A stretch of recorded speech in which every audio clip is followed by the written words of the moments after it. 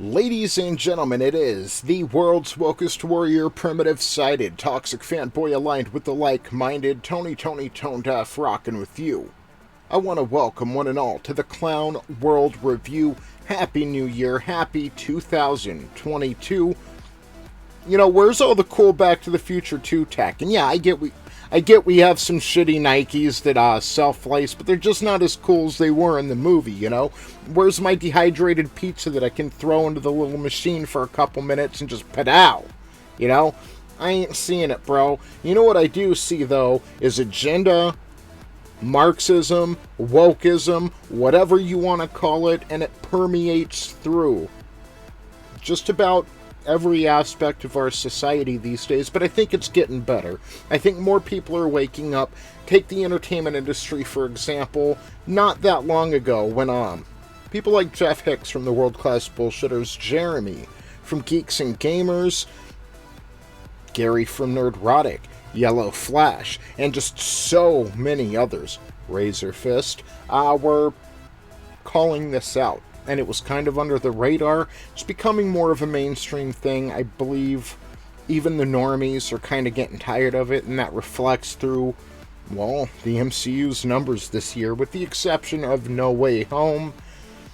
And even then, I mean, I really think it's Tobey Maguire that pushed that movie. Andrew Garfield was the big surprise.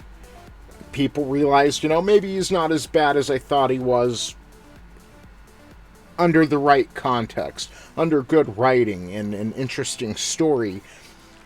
Tom Holland, he's drawn some pretty good numbers for the MCU, but I honest to God think it's that chance of seeing all of our original Spider-Man, Tobey Maguire, suit back up and have one last adventure. And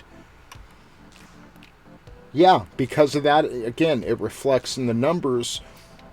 But this trilogy as a whole hasn't been very good. Homecoming was alright. Far From Home was a bit of a dumpster fire as far as I'm concerned. But then I come across this article here from Spencer Bakuli, Bounding Into Comics.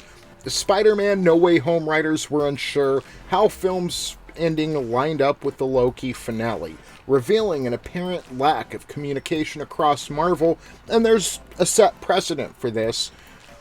Just look no further than Star Wars. Disney thought it'd be a great idea to take the roadmap laid out, the treatments by creator George Lucas, who is not infallible himself. He's plenty of criticism there, but the guy at least knows his own universe, even if we don't agree with some of the things that he did with the universe. And he handed Disney these treatments that he was under the impression they were going to use for the sequel trilogy. Instead, Disney tossed those aside and thought to themselves it would be a better idea if we went into this unplanned. If we went into this sequel trilogy making it up as we go along, that would be better than taking any advice from the person who created all of this. And we saw what we got. Directors with different visions going back and forth, never really getting fulfilling conclusions to the questions and storylines that they were bringing up. Characters not acting as the characters we knew and loved. It was bad. I still haven't seen The Rise of Skywalker. I'm not going to see The Rise of Skywalker. I have no interest in seeing that movie, and that's because of The Last Jedi.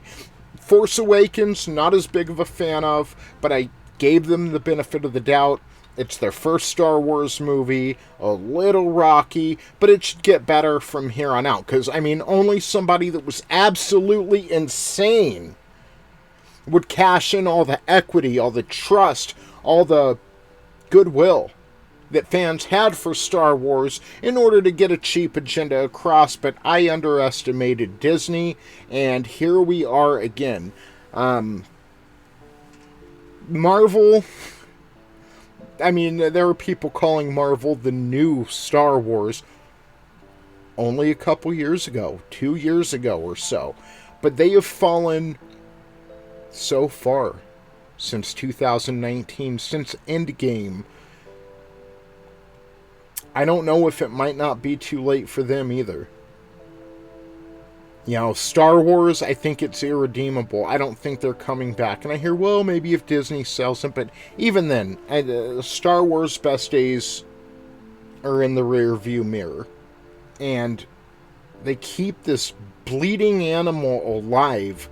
People who are against the agenda, they keep it alive by hoping to get more and more content, which just waters down all the good parts of Star Wars, and it's a mess over there. Are we starting to see the same thing in the MCU? Number one,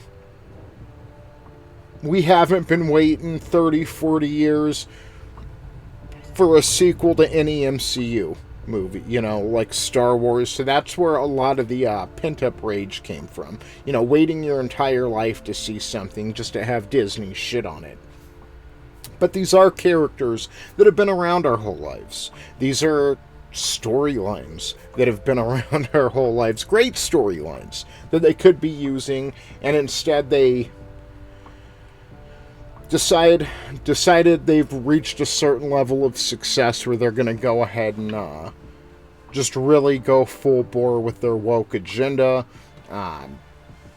Nothing wrong with a female superhero at all, but there's no balance there anymore. It's the guys are either evil or incompetent, and you got the chicks coming in to save the day all the time, and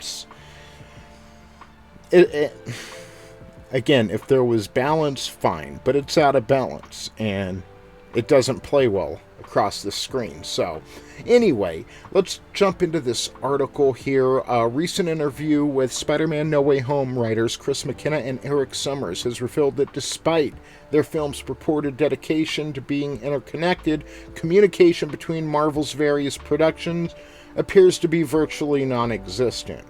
And this falls on Kevin Feige, by the way. This apparent weakness in Marvel's grand strategy was touched upon by the pair during a recent interview with The Wrap. Asked by site reporters Adam Chitwood and Drew Taylor how Marvel's schedule shuffle in the wake of COVID-19 pandemic affected their conclusion to the first MCU Spider-Man trilogy, McKenna recalled, "When we started breaking the story and even started writing the script, we followed Doctor Strange 2 on the timeline. So then, during pre-production, things got pushed and changed," he explained. "We were supposed to start shooting in July of 2020. That became November of 2020. Our release date got pushed back from July 2021 to December 2021. There were a lot of things flipping around. Originally, we were writing this where Strange was going to be involved with this after the events of Multiverse of Madness. So, where is he? Where is his head?" And so that's something we were kicking around, McKenna continued. And then now it seems to be more of like, oh, this actually gets him interested in pursuing the multiverse as a concept. It is in discussion of this subject that Marvel's apparent lack of inter-production communication makes itself known. Pressed by Chitwood and Taylor as to whether No Way Home's multiverse-cracking finale had any relation to the conclusion to the first season of Disney Plus's Loki, which saw reality rewrite itself in the wake of Sylvie's stabbing of He Who Remains, Summers professed, "We were already down this road when that Loki finale happened." In further indication of Marvel's lack of planning, Germany Prime Minister, huh? And, man, I love bounding into comics, but these pop-ups are getting ridiculous. Look at that. Can't even read the story, man. That doesn't make me want to go click on the ad and go check out that company. That makes me want to close the site, John Trent. So, yeah. I know we got to make money, but damn. In further indication of Marvel's lack of planning, Summers added, "We all felt like this really helps. This is great because it shows that there is trouble in the multiverse. Whether certain things were happening in Loki that line up in terms of the timeline exploding and is You know, if it's happening at the same time Doctor Strange is casting the spell, we don't know, he said. And that's the gist of it. I'm not going to wait through this same pop-up again. So, basically, it's showing these two events are happening around the same time, the same concept of the multiverse. And I hear all the time that multiverse is just lazy and it's lazy writing. But what's even lazier is when you have multiple projects revolving around that multiverse angle, and you don't even make sure those are lined up. You don't even make sure that, you know, hey, and that's what fans like to see. I would have loved to see a little, as much as I didn't enjoy Loki, I would have loved to see, like, just some kind of little callback showing that maybe Spider-Man was connected to Loki somehow. Like, even the Hawkeye series. It shows at the end of No Way Home, Spider-Man going past Rockefeller Center, shows the tree, and you know that's around the same time that Hawkeye is taking place. It's not much, it's not slapping you over the head with it or anything, but it's just fun to see that it's connected, and yes, this was going on over here while this was going on. So such a massive event like the multiverse cracking open, and you wouldn't even know the two were connected, to be honest. And maybe that's for the better, because Loki was just a flaming dumpster fire itself.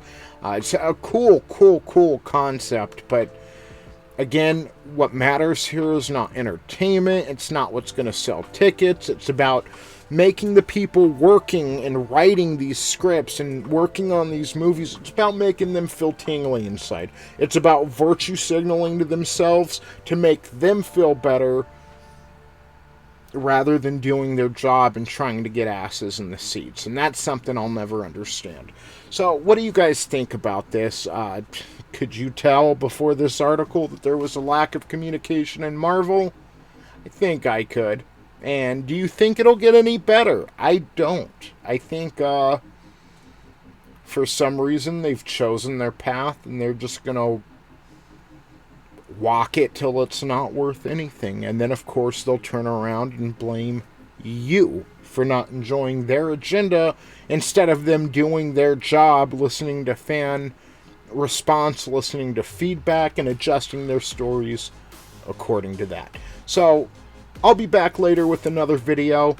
Ladies and gentlemen, remember, they are not pop culture. They are agenda. We are pop culture. I'll talk to you soon.